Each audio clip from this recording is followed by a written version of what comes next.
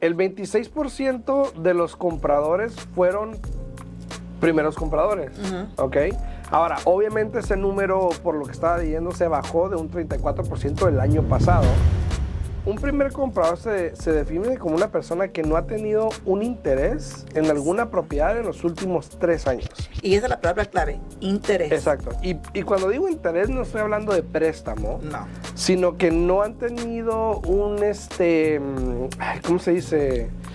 Su nombre No, o sea, básicamente... en algún préstamo o en algún título. O sea, que no tienen ningún tipo de derecho sobre la propiedad o sobre el préstamo hipotecario en alguna propiedad. Exacto, que no ha habido ningún papel que diga que tú fuiste, ningún vínculo con una propiedad, ya sea de préstamo o de título, porque muchas personas dicen, no, pues estoy en el préstamo y no en el título, Igual. o viceversa. Igual tienes un interés en una propiedad basado en el préstamo o en el título, ¿no? Exacto. Entonces muchas personas dicen, bueno, pues si lo saco, bueno, pues ahora tiene que esperarse 3 años, porque pues ya tuvo un interés, ¿no? Entonces... Y fíjate, repito, hablando de eso, el error que muchos padres cometen por querer proteger sus viviendas de que si algo les pasa para que los hijos se queden con la propiedad, es de que van y agregan al hijo o a la hija al título de la propiedad. Y ese es el peor error que pueden hacer, porque hay diferentes maneras de que ellos se protejan.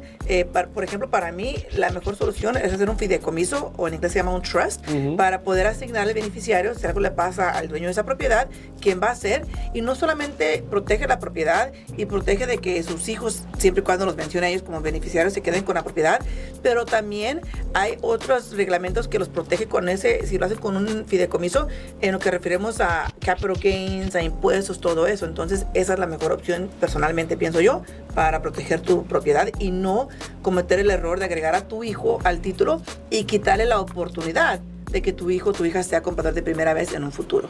Así es. Entonces, hablando de primeros compradores, estaba viendo este artículo que a comparación del año pasado, ok, el 26% de los compradores fueron primeros compradores, ok. Ahora, obviamente ese número, por lo que estaba leyendo, se bajó de un 34% el año pasado, que es lo más bajo que ha sido un primer comprador desde que se ha colectado esta información, que fue desde el 2006, creo, que empezaron a agarrar esta información. Y el primer comprador hoy en día, el típico primer comprador, tiene 36 años. Sí, no es un jovencito. Ya no es un niño, un plebe, no. 36 años, o sea, ya una persona hecha y derecha, decimos, sí, ¿no? Más o menos. una persona que ya ha vivido. Sí, ya está correteado. 36 años que subió a comparación de 33 años el año pasado, ¿ok? Pero también el comprador que repite, o el comprador que es un segundo comprador, vaya, o ya ha tenido una propiedad anteriormente, subió a 59 años. Fíjate. Y esos dos números de 36 años y 59 ha sido lo más alto que ha estado en récord en la historia. Entonces, son números que están cambiando conforme los tiempos cambian, ¿no? Sí. Pero también algo interesante es de que el 61% de los compradores recientes eran casados. 61, parejas. Bueno, dice casados. No hoy en día hay que definir lo que es casado. Sí, dice casado. 17% eran mujeres solteras. 9% eran hombres solteros. Casi el doble. Casi el doble. Casi el doble. Y 10% eran parejas no casadas. Sí, lo separó. Lo cual obviamente, esto también dicta que es el número más alto entre parejas no casadas que están comprando propiedades, ¿no? Y parejas casadas. Ahora, la pregunta que yo me hago ahí es si serán parejas o como amigos. Es interesante saber eso, ¿no?